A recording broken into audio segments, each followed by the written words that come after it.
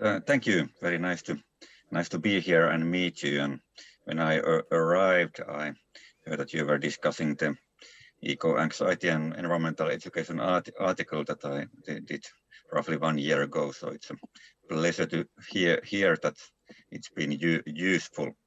So I have prepared some observations about eco-anxiety, ecological emotions and education, and then we'll have a chance to discuss. So here's a quote from a 12-year-old child talking about climate anxiety. Adults have to tell children the truth about the climate crisis, because if you don't tell me the truth, that means you are lying to me. And if you lie to me, I won't be able to trust you. And if I can't trust you, then I can't talk with you about things that worry me. She continues. So tell children the truth, but don't tell them all the bad things all at once. Talk about a bad thing and then a good thing, then a bad thing and then a good thing.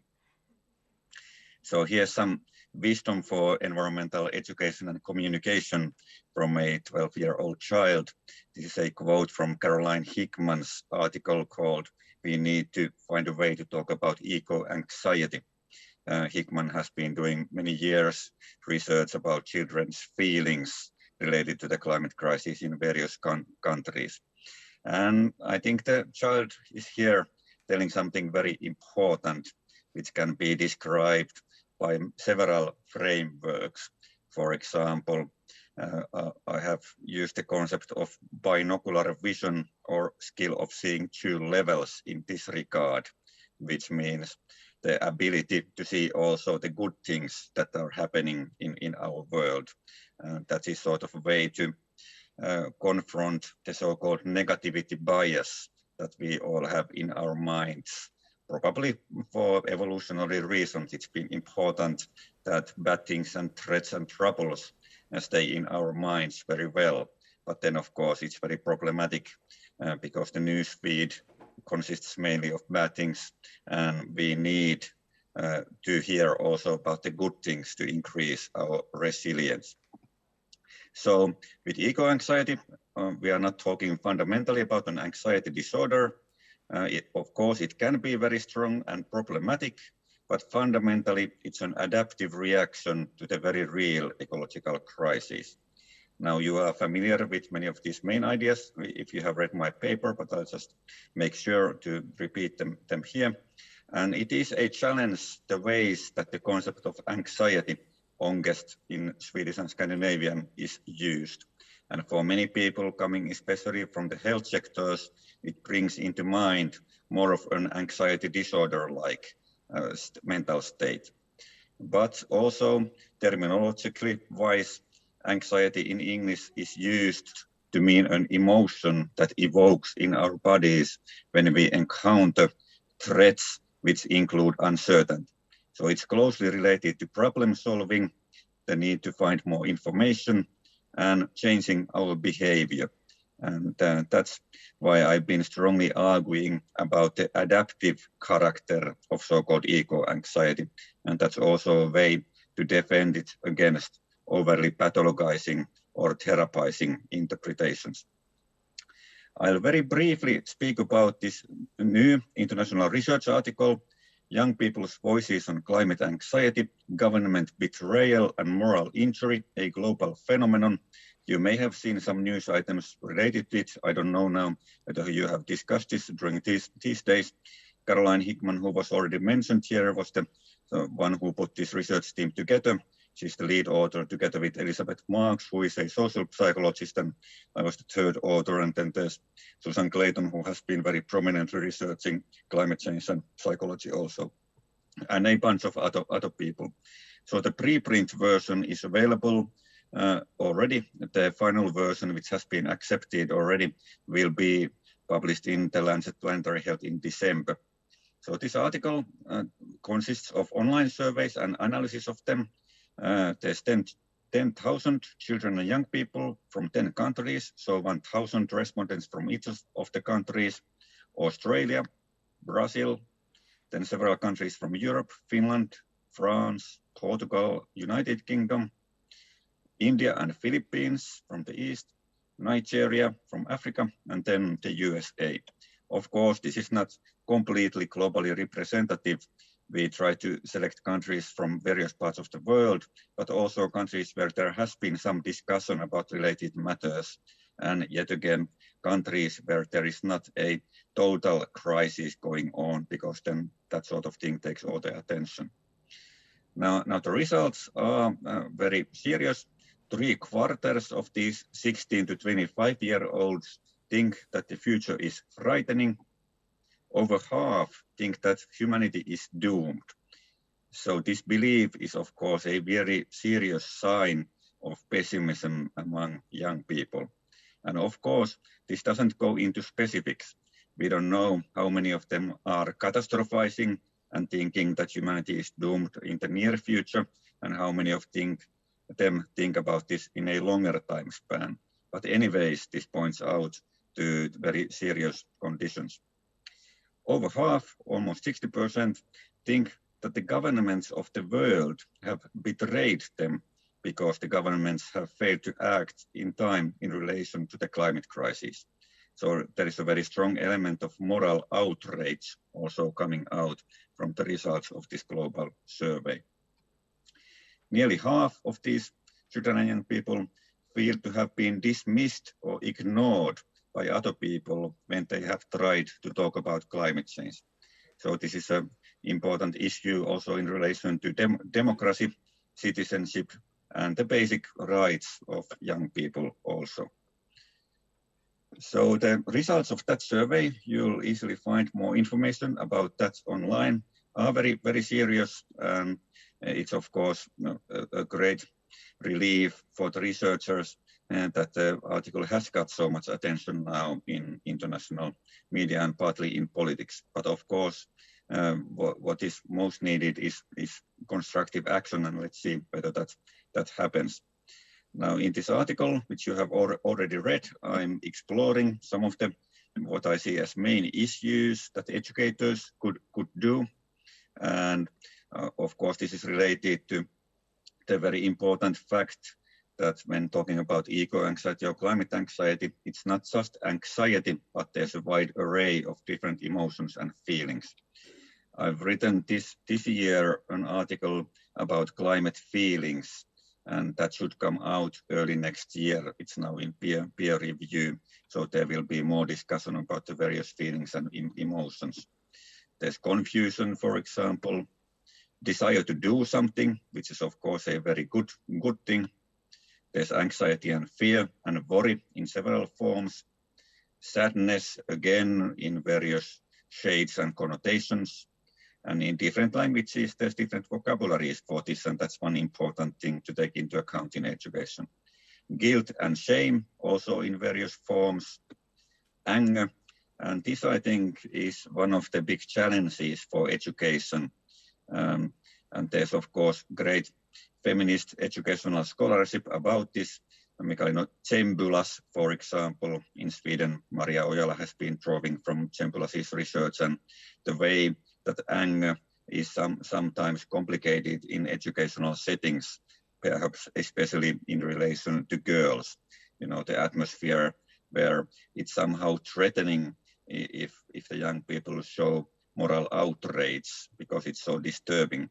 But if there are real ethical problems involved, then anger in the form of moral outrage and non-violent action is very much needed. So I think that various forms of anger is one affective dimension that we have to wrestle a bit more. Despair in many forms, but also a sense of community and feelings of belonging and togetherness, for example. Now this list could be continued. In Finnish, I've written a whole book about various feelings related to the ecological crisis.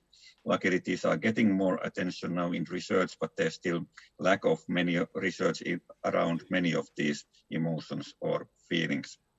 And the term of emotional literacy that was mentioned a bit ago, you can think about it as you think about literacy in general. It's related to skills an ability to read, but also an ability to do something with what you read. So with emotional skills, including emotional literacy, one is better able to recognize emotions and name them, which then enables one to discuss them together with others. And also various forms of self-care are much easier if you roughly recognize what you are feeling. For example, if you realize that underneath a vague anxiety and restlessness, you are feeling much sadness because of the losses and damages happening in the world, then you can do something which is related to sadness and grief, setting time aside for feeling sad, doing symbolic action, which helps with feelings of sadness and so on.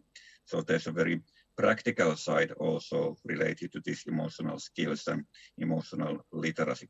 There would be a lot to discuss in relation to this. About some practical needs, there's of course the need for the educator to encounter his or her own emotions, and this based on our experiences in Finland.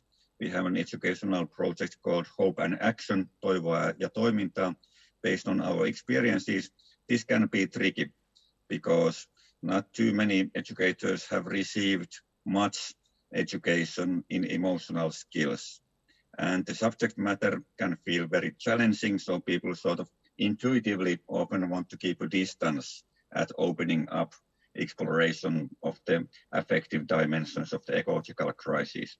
So this really requires leadership in the school system, for example, from the principals, and then there's the problem of how to motivate the principals to do it when speaking about schools, for example. So there are movements which advance this, but much more work is needed. Feeling, naming, working through are some of the concepts which can be evoked here. And the question, what could be done to facilitate this? And I've been told that there's many people working with teacher education in this session, and of course that's a really good way to build a better future by enabling future teachers and educators with educational skills. Then there's the need to evaluate critically cultural attitudes and norms related to emotions and eco-emotions. For example, gendered emotion norms like men shouldn't cry in public are still pretty strong in many industrialized societies. And that, of course, complicates, for example, ecological sadness greatly. If we have a general atmosphere that boys shouldn't ever cry, then we sort of send them culturally into complications around ecological grief. There is a great lack in general of emotional skills or emotional literacy in industrialized countries. The concept of alexithymia, which means that there is no words for feelings, alexithymia.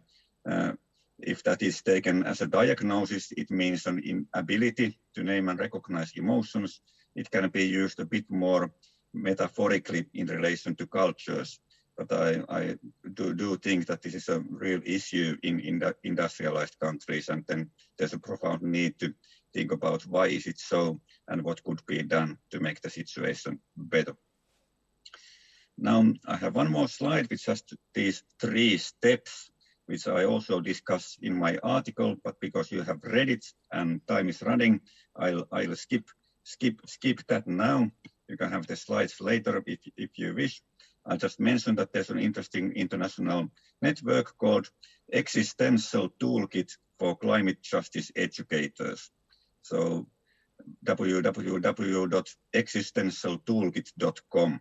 So there's interesting essays about justice issues and lots of activities for emotion work in education as related to the climate crisis.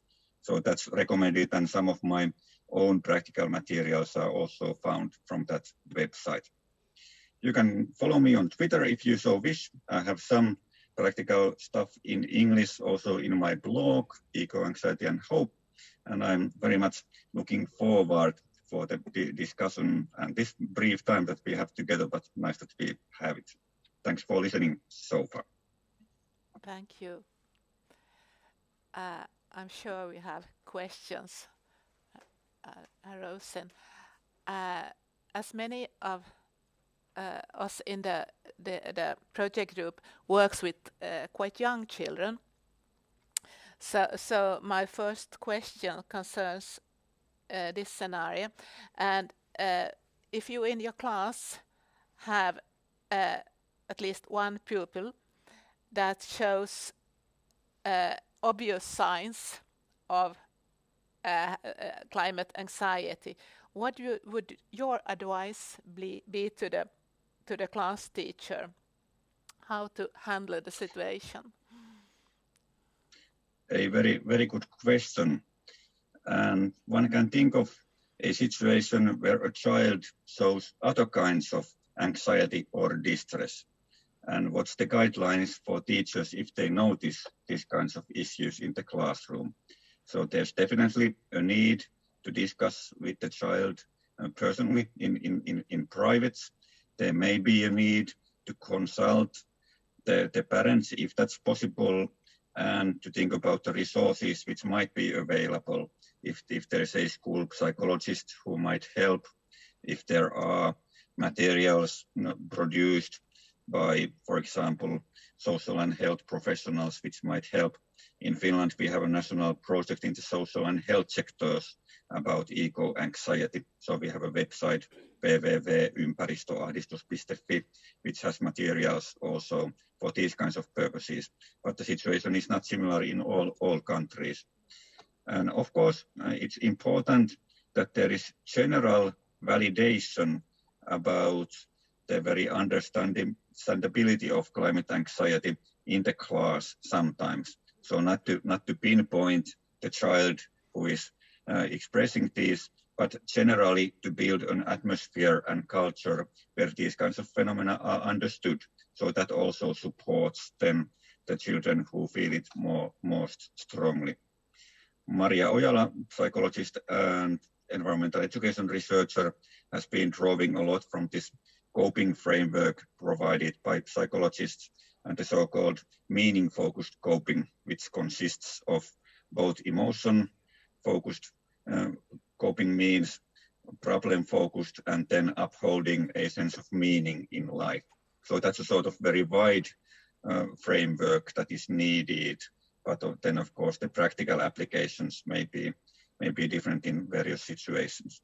So these are some of the sort of broad guidelines that I would raise up in relation to issues like this. Thank you.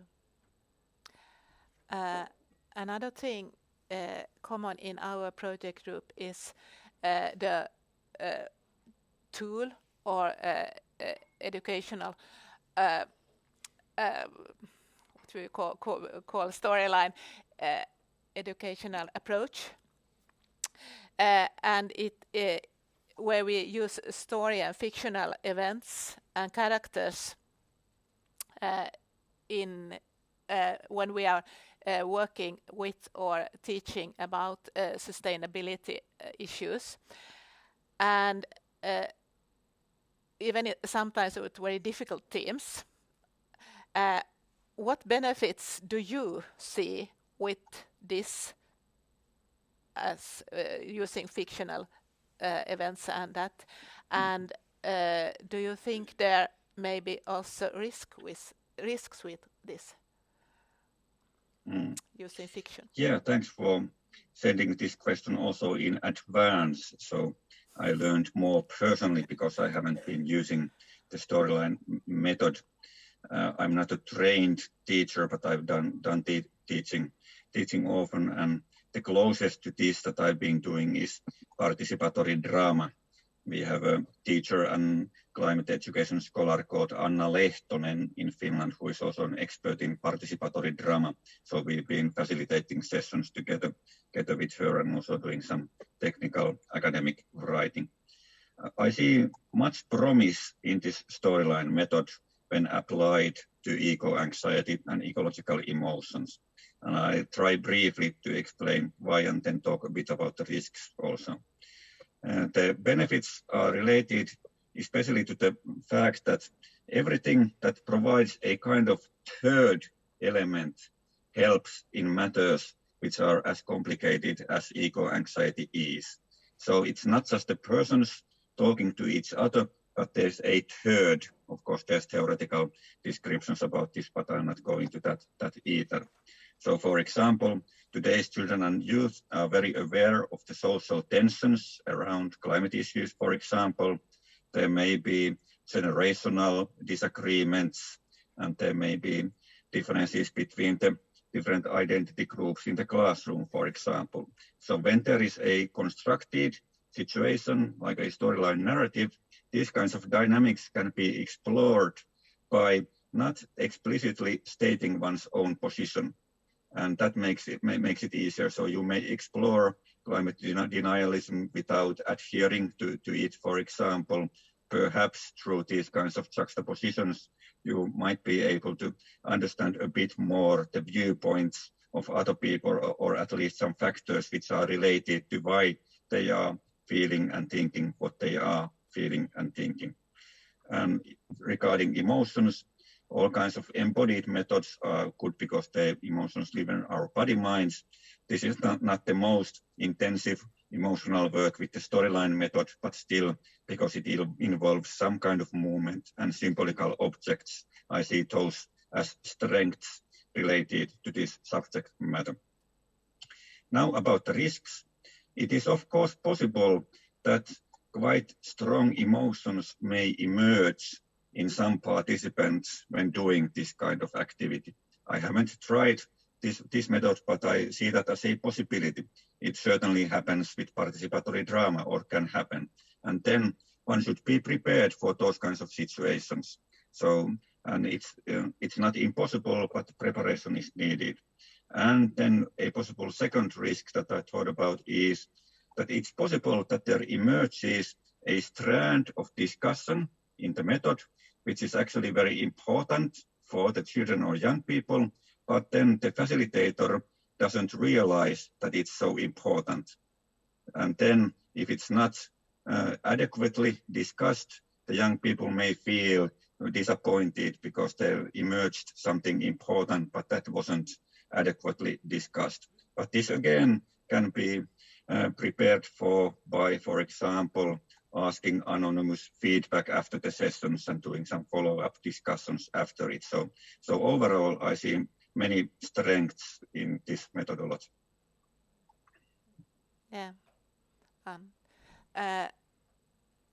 Question or reflection about storyline or something else? No, they are thinking.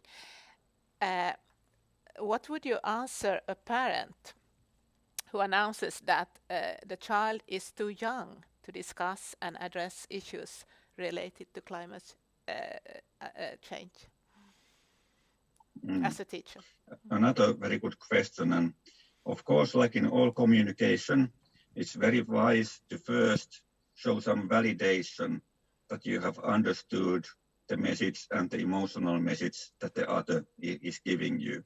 So starting with words which sort of validate that, yeah, that's a concern that I very well understand, or something like it, something that suits the context.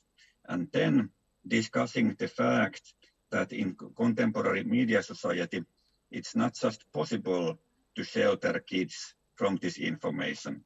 There is a growing evidence of, 4 or 5 year olds discussing climate matters in kindergarten, for example.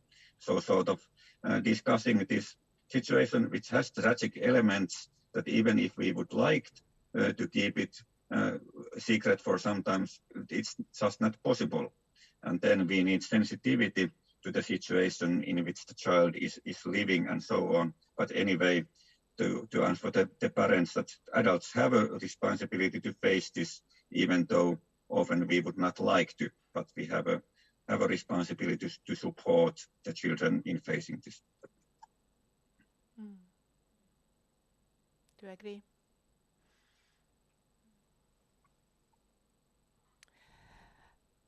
And how would you advise the teacher to respond to or tackle his and her own possible climate anxiety? We have been discussing this a lot. What would you advise us to do? First, I would emphasize self-compassion, and some people use even bodily methods for this. You may sometimes hug yourself if the situation allows, and sort of say to yourself that it's tough to be an educator in times like these. Of course, there's been very tough times in history also, thinking about the Second World War, for example. So there is historical precedents of educators having to work in very troubled circumstances. And then trying to practice self-compassion because it is difficult. And then there is all kinds of things that one can do to try to learn skills in coping and resilience. And that doesn't happen overnight, even though there are some things which are not too difficult to learn, and then they can help greatly. For example, learning some stress reduction techniques is very, very important. Now, the Australian Psychological Society has published, I think, very good materials related to coping with climate change distress. So that's a set of materials that I often first recommend to people. Now a large group of experts is joining in producing these kinds of materials, and then trying to accept also the so-called seasons of the mind, borrowing from Per Espen Stoknes from Norway, so that there will be ups and downs. Nobody can stay enthusiastic and optimistic all the time amidst the climate crisis. But then, of course, nobody stays totally depressed either if there is effort socially to support each other. So accepting that there will be seasons and fluctuations can sometimes be relieving also. Now, this is a very large question, and we could have a 2-hour session just discussing this very, very good one question. So, but these are some of my answers to this. That is our process has started with this. Last but not least, from my side, I hope we surely have other questions rising. When we are focusing on children's and teachers' emotions and climate anxiety and climate change overall, if you would have free hands, we have asked the same questions to other presenters.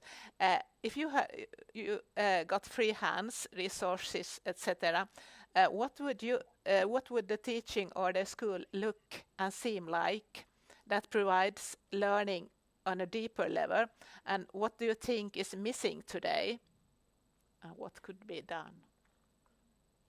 Now we have free hands. Vision. Yeah, thanks for this. This is a very fascinating question, and again, a very long answer would be possible here, but I try to keep it brief. First, I would include emotion skills very deeply in teacher training, including embodied methods, body consciousness that leads to more compassion and empathy towards oneself, but also towards others. And then there is the ecological empathy dimension, of course, also. So teacher training and emotional skills is definitely one part. Then for the school life, emotionally wise methods and group dynamics strongly as part of everyday life in schools.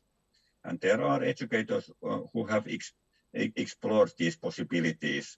And for example, the problems related to school bullying and the conflicts between children and youth, for example, people have found that if there is a general emphasis on emotional skills and group dynamics and non-violent communication in schools, that helps greatly. So if I would have free hands, I would put much resources on good group dynamics, and I think lots of also cognitive learning benefits very greatly if there is a sense of safety, for example, in the classroom and so on. And that would help in many ways also to encounter the difficult ecological emotions. Then various pathways to participatory action. And this is, of course, an issue that many teachers are thinking about serious, that what can they do as professional educators. And in Finland, for example, many educators then organize sort of field trips to climate demonstrations, for example. So they are not sort of officially doing the demonstration, but they are doing a field trip there. And so they are providing education into civil activism also. And a big part of our project, Hope and Action, was this developing a list of various methods for participatory action. So, and I think we can't completely avoid the political. It's technically not possible. I'm not saying that we should get overly political either, but perhaps you get what I mean here, that we do need the action dimension, and young people see the contradiction if they are not able to make a difference. And then finally, there's a very fascinating depth psychologist called Bill Plotkin. I can put the name in the chat because that's slightly tricky, who has been developing a sort of ecological centered model of human development. And that is very fascinating, regardless of what one thinks of various aspects of the methodology, but that's been totally fascinating and very important for me personally also. So I think that if I would have free hands, I would discuss with young people and some of the methods that Plotkin is using. So here's some responses, so very, very nice, and again, very large question. Yeah, they all are large, and we can discuss it ever and ever. Do you have in the group some reflection questions for Panu before we end?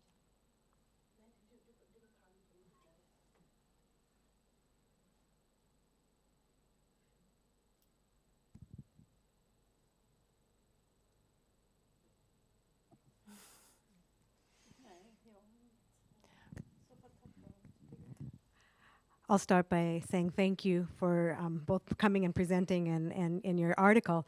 I have just my own personal reflection of a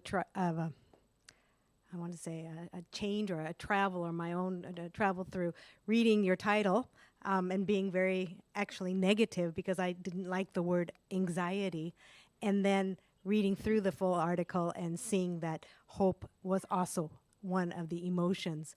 And so I want to just reflect and also bring that up as a very positive thing on my own personal travels through identifying emotionals, eco-anxiety or ecological emotions. So it's more of a thank you than anything. Thanks for sharing. That's very, very valuable. And I did a book in Finnish where the title is Eco, Anxiety and Hope. So I do see them very closely connected, and anxiety has this motivation, aspiration side also, and hope has this uncertainty, anxiety dimension also, because if something is certain, where do you need hope in that context? But of course, I've been strongly emphasizing the meaningfulness dimension in definitions of hope, but that's another issue. Thanks for sharing that.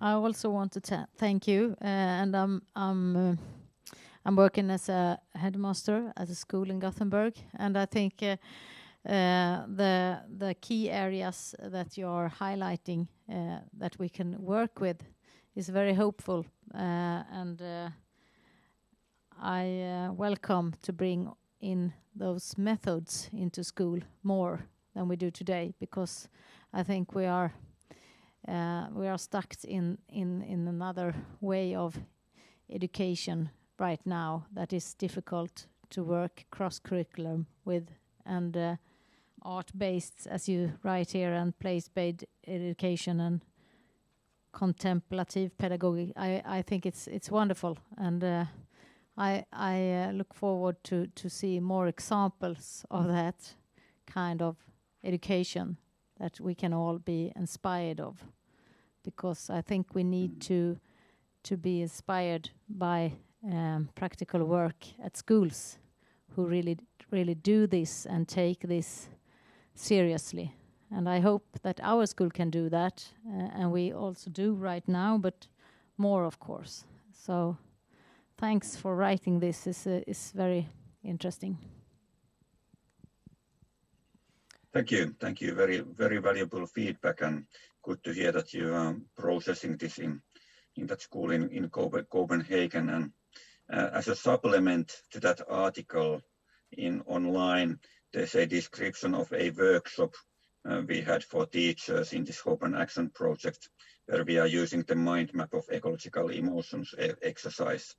So that's not exactly empirical research, but that's the closest to it that I've been doing, and that's a sort of method that I warmly recommend as a sort of first step to enable colleagues to think and name about their own emotions by using the mind map. So that's one very practical step that can be done. But thanks for the comment. Thank you. The working group and other participants will have some homework to do before this event actually goes on in December, in 2 days in December, and much of the activities are related to the article and the work we have done these 2 days. So we are in a process right now, and the work is on. Thank you so much for attending and presenting for us, and we go on from this.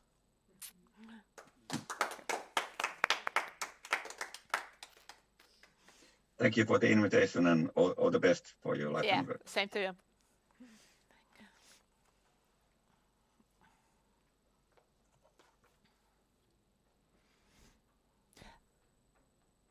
The toolkit is on the web, and I have it on my presentation, and he had it on his, and I can ask him to send his presentation if we could put it in the material. Yeah.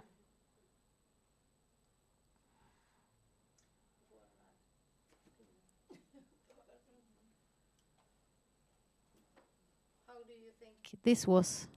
What is your reflections now when Panu has left us? I think we have been discussing Panu's text almost those 2 days, so I felt that I didn't have the energy right now to ask him questions. I thought just to say thank you for that work beforehand, because I was very comfortable with the questions you asked, but also to help him come through, because I enjoyed the. I say thanks for the pre-work, and I found myself very much moved and interested in the article, but hadn't prepared what I was going to ask, and so it was very nice to have that, and I think then he could feel he was contributing over just the article, but his own experiences. So yes. Or what direction, or more towards the school class, so yeah. I also thought that your questions were very poignant for our project. I could read in your questions things that related very much to our project, and that I appreciate it also. Do you have any questions over there? Back there? Or you're not back there, you're in front of us.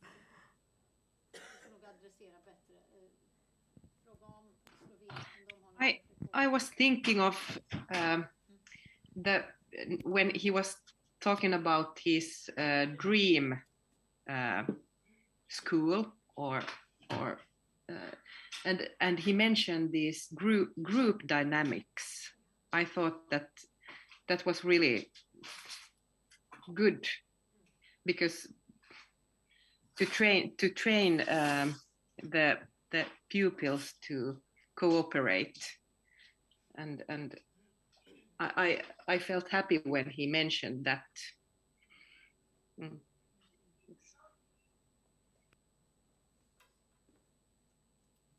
I made a connection with that, with Ylva's character building question. Who would your character want to talk to? I don't know if was everybody part of that? Were you guys in Finland and Slovenia part of that project, that question? Because I thought that was a very poignant question also, that who does your character want to talk to or would like to talk to? And that brings it into that community, which he talked about also.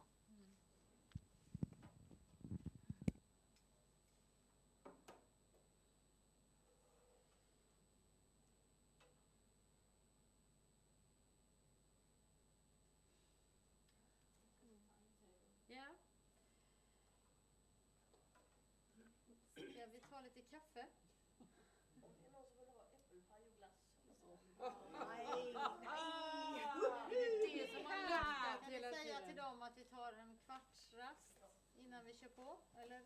We take a quarter pause now. Go and get yourself something to eat and drink, and we will be back.